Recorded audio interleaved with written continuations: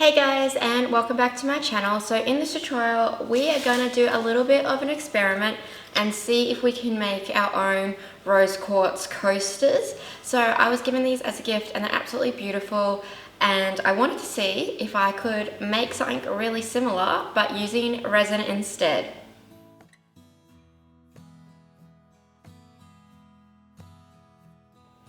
So you're going to need a few items to do this. One is your resin. Today I'm using the epoxy cast resin from Barnes, and the reason why I'm using this is because it's great because we are casting today and we're going to be using a mold, and this is a great resin to use for that. The second thing is your pigments. So I'm using Barnes and Artisue pigments today, as well as some measuring cups, your silicone mold of your choice, so whatever shape you like for your coasters, some alcohol spray and a heat gun. So let's get started. So these are the coasters that I want to try to replicate. So these are rose quartz coasters, and then they've got a really beautiful gold gilded edge. So I'm going to be using my geode coaster mold. This one is from Shattered Shapes. It is obviously different shape, but I just want to be getting the same sort of effect of the rose quartz.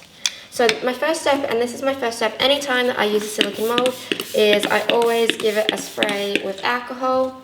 And then give it a wipe out with paper towel, because I don't want anything from the last pour to be into this pour.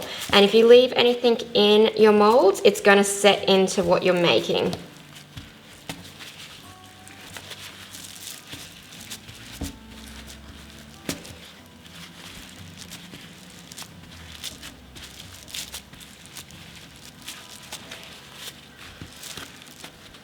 Now this is a complete experiment. I've never made anything to look like rose quartz before, so I thought it'd be a fun one to film. I have a pretty good idea about the process that I want to use and the colours, but I just thought it'd be fun. And also too, rose quartz coasters are not cheap. I actually got those as a gift and I super duper love them, but I've seen them in the store for like over $100 for proper rose quartz coasters. So if I can DIY it and make it for a lot cheaper, because the resin will only probably cost me $10 and I've already got the pigments, that's a big price difference. Okay, so now I know that there's no dirt or dust in my coaster mold. I'm just going to move it to the side. So the resin that I'm using today is an epoxy casting resin. So I need 2 parts of my part A and then 1 part of my part B. So 1 part is hardener and 1 part is resin, and it is a slightly different to the 1-to-1 ratio. It gets less bubbles in it, having it as a 2-to-1 instead of a 1-to-1, and it just strengthens. It's a bit stronger than your normal epoxy resin. So I've got 150 mils in total to start with, and I'm just going to mix that up. So when you do mix casting resins, if you are casting, you need to just be a little bit more careful not to whip bubbles into them. But they are very easy to mix, and they just are a lot harder when they do set, unlike your traditional epoxy resin, which is a 1-to-1. So the colours that I'm going to be using today is the Artisue's Pearl White. I'm using a little bit of that. I am using the Barnes White pigment, so this is my opaque colour, and this is going to be more of a semi-translucent.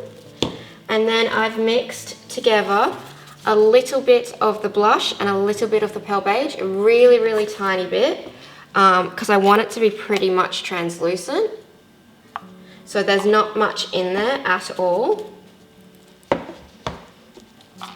So I'm going to get my 3 colours, because when you do look at these coasters, they do have the pink is really translucent in it. So my casting resin's all mixed up, and I'm just going to divvy it out. I don't need a lot of the solid white because that's just the lines. I feel like I'm going to need the most is of the pink. Okay guys, so I've got all my colours mixed up. I've also still got a bit of clear left to the side.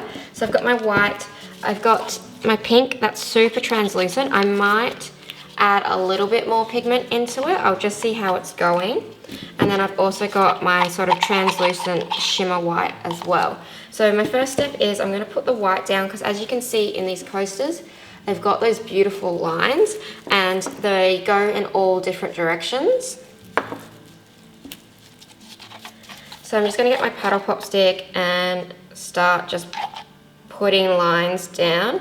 It's a little bit messy. I might move my coasters to the side so they don't get resin on them.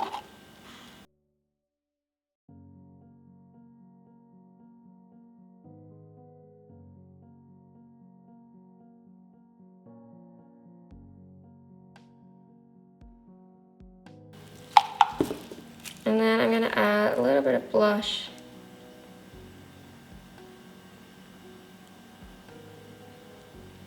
And I'm doing this super random.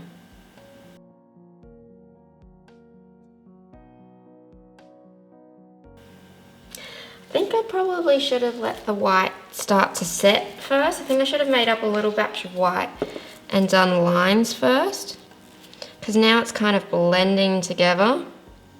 So maybe I should flood it and then add white on top.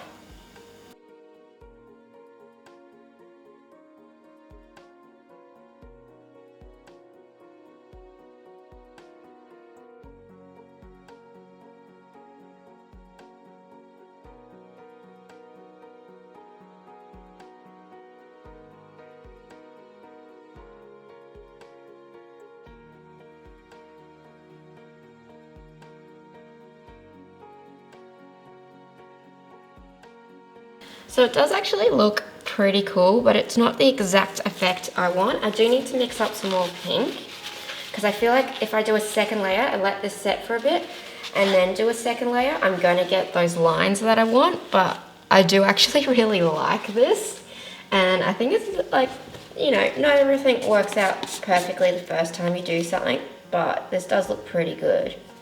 So I'm going to wait 10 minutes, I think, or I'm going to wait till like really the end of the gelling process, let this resin get a lot thicker and then do my lines, because I feel like I'm going to get a better result than trying to do it when it's still so fluid, especially because casting resins stay fluid for quite a while. So I'm going to give myself another 10 to 20 minutes. It does depend on the temperature, and then I'm going to do a second layer and see if that works better.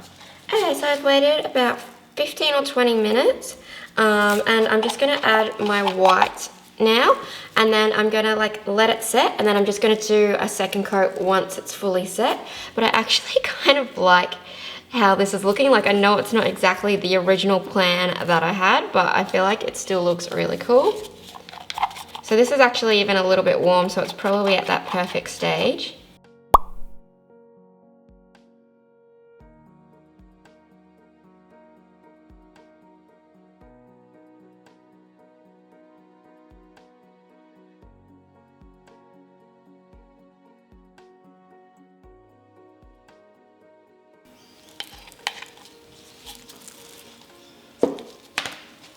So now I'm going to leave these to set for like around a good few hours. I'd say like the minimum would be like 3 hours, and I'm probably just going to come back to this tomorrow, see how it's looking, and then do my last little layer on top, then pull them out and gild them.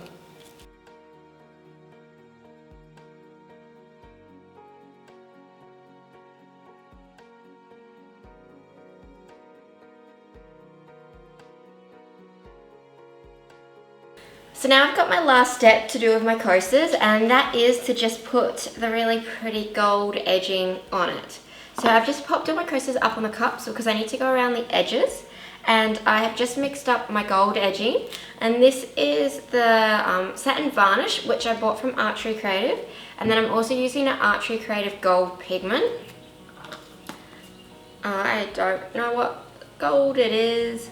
I'll put a little in the description box of which gold I use, but it's from Archery Creative, and I actually got this little tip off their page. So I've just mixed it up to a consistency I liked, and I'm now just going to go along my edges of my coasters and just varnish them all. Not varnish, just give them all the little gold gilding edges.